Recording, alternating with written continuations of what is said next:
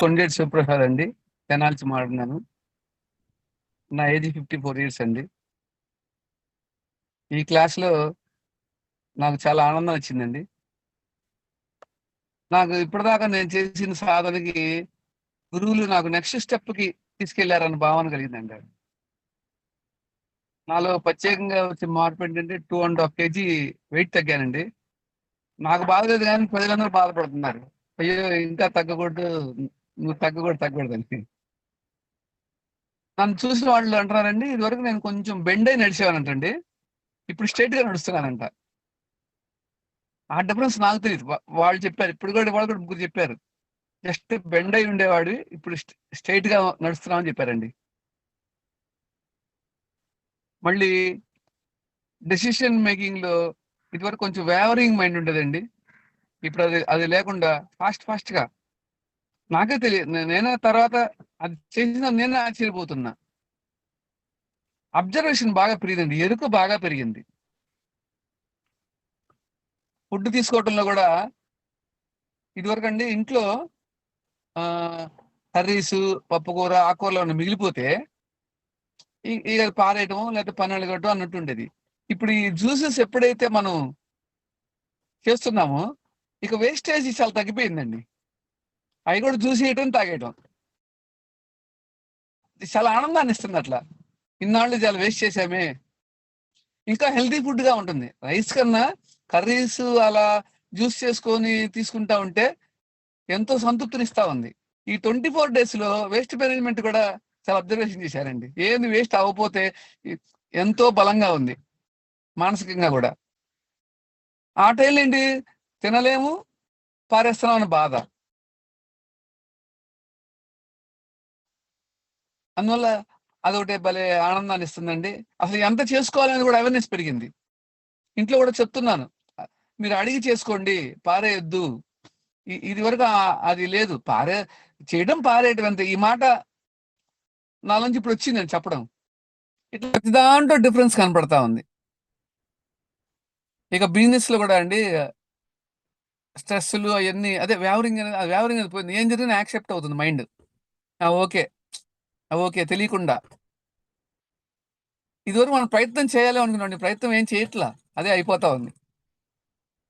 చాలా ఎంజాయ్ చేస్తున్నాను. ట్రావెలింగ్ లో ఉన్నా సరే ఎప్పుడు కుదిరితే అక్కడ ఆన్ చేయటం, ఈ సబ్జెక్ట్ లో ఉంటాం, ఆన్ చేయటం, సబ్జెక్ట్ లో ఉంటాం.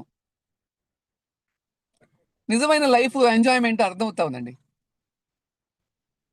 Each and every moment enjoy చేస్తూ, అది వరకు ఓన్లీ మనీ ఉంటేనే ఎంజాయ్ అన్న భావన కాదు. ఇంకా చాలా ఉంది తెలుసుకోవాలి. ఇంకా చాలా రకంగా తెలుసుకొని ఎవ్రీ మూమెంట్ హ్యాపీగా ఉండొచ్చు. అది ఒక అంశం మాత్రమే గాని మానసికంగా వేరే కోణాల్లో కూడా హ్యాపీగా ఉంటేనే హ్యాపీనెస్ అనేది అర్థమైందండి. ఇంకా చాలా అనుభవాలు ఉన్నాయండి. నాకు మీ ఎనర్జైజేషన్ వల్ల వాయిస్ ఆగిపోతుంది.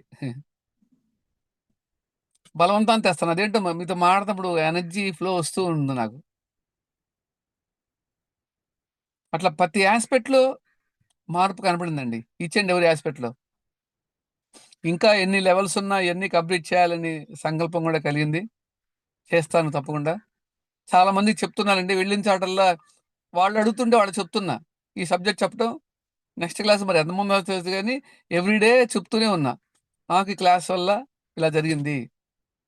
నీకేం అవసరం చేయాలన్నారు. నేను తెలుసుకుంటే కదా మీకు చెప్పడానికి అని చెప్తున్నా వాళ్ళకి. వాళ్ళు కూడా చాలా ఇంట్రెస్ట్ గా ఉన్నారండి. కనీసం 7-8 ఊళ్ళలో చెప్పాను నేను. ఇది సార్ నా అనుభవం.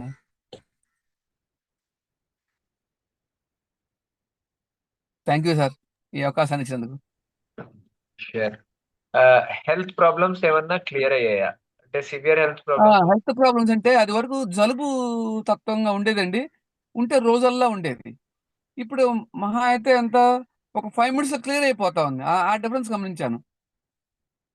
మొన్న మా అత్తయ్య గారు కూడా, నేను స్పెషల్ దగ్గరికి వెళ్తాను, నీకు ఎప్పుడు అది తుమ్ములు వస్తుండే కదా, చూయించుకుందిరా అంటే, అక్కర్లేదు అది ఆ, ఓ రోజల్లా ఉండేది, లేకపోతే ఒక పూటల్లా ఉండేది, ఇప్పుడు 5 మినిట్స్కే వచ్చింది అంటే డిఫరెన్స్ కనపడుతుంది నాకు.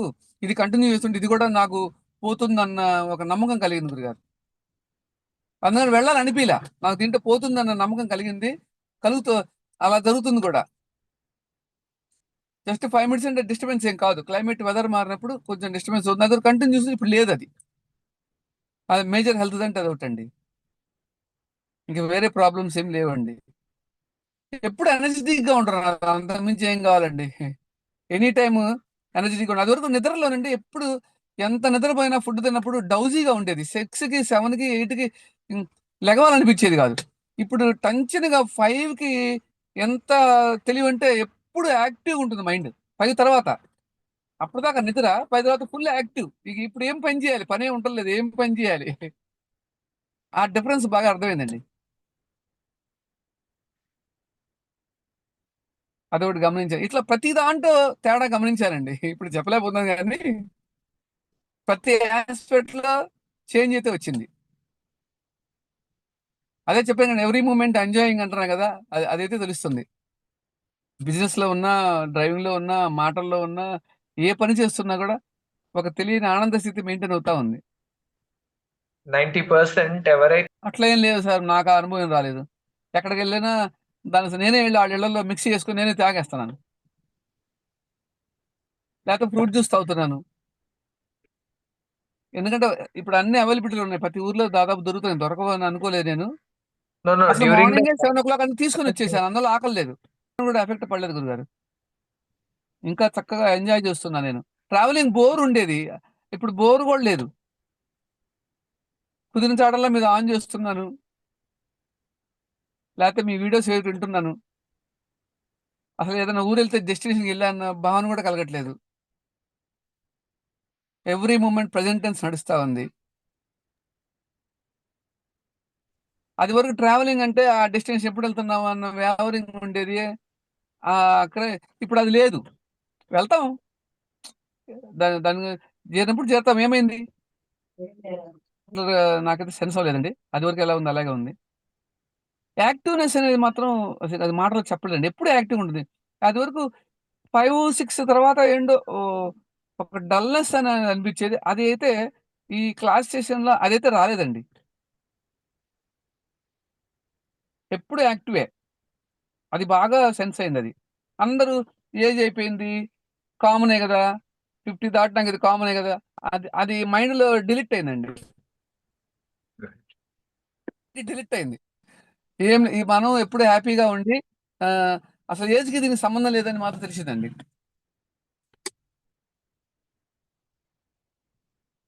అది డిలీట్ చేసాం మైండ్లో. ఈ సాధనలో ఏజ్తో సంబంధం లేదు, మనం ఎప్పటికీ హ్యాపీగా ఎనర్జెటిక్గా ఉండొచ్చు అనేది ఒకటి అర్థమైందండి. రైట్.